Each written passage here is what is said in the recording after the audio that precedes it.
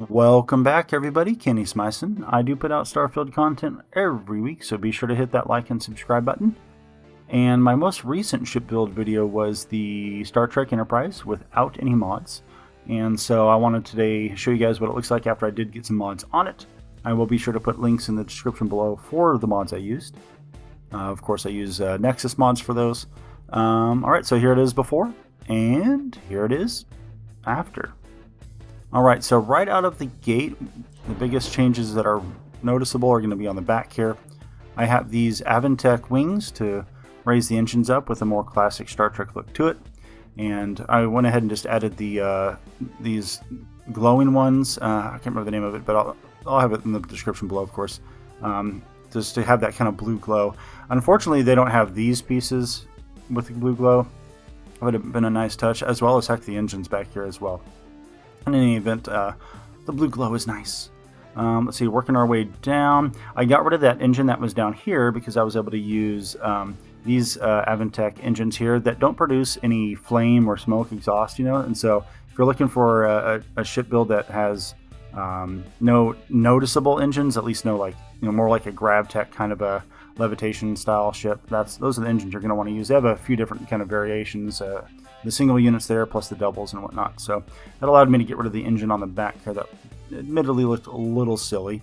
I put my cargo up front. You'll see here why in a second. So I was able to put my fuel tanks down here. I got rid of the, let's see, I had the Deimos bay up front originally, but I wanted these Teos sensors here, just kind of, you know, the whole the 5-year mission theme, right, of the Star Trek ships heading out. So gotta have some sensors. I was gonna have one of the Avantech satellites on top, but it looked a little hokey, so I went with the vanilla Teo right there. And of course this the bay here. Now that did allow me to raise the reactor up one level, as you can see, and then I did was able to get another hab here, which is of course the armory, which I had not yet had on the ship. So glad to be able to get the armory on there, which works out for being the bottom floor. But the rest of the habs are all the same. So heading up into the Nova Galactic Frontier, which is, you know, basically it's an all-in-one berth A, right? Okay, so, and then as we move our way up front here, I've got those two Deimos pieces there, keeping the slope going. Now, there is the better ship part flips mod, which I used for these equipment plates, which you can't flip upside down in vanilla, which you would think they would do that. It's so basic.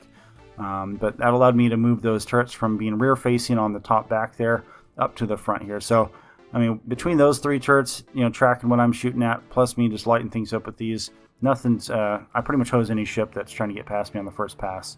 I also used the better ship part flips to flip these cowlings upside down and got rid of those larger Nova Galactic cowlings that I had on the side. And that's so there's more of a rounded look when you're looking straight on it.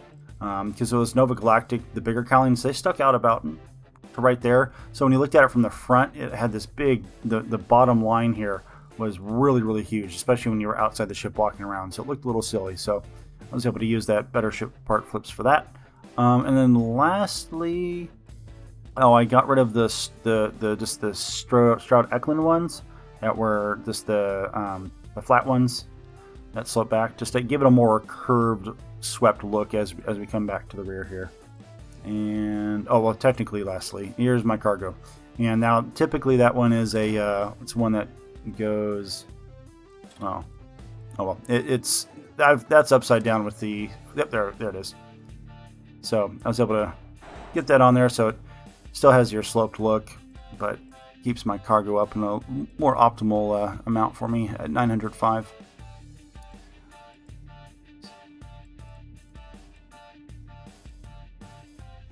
Right, folks, well, I do hope you enjoyed looking at this build, and I'm going to have a lot of fun doing a lot more franchise-based ships. So take care, folks. I will see you in the Starfield.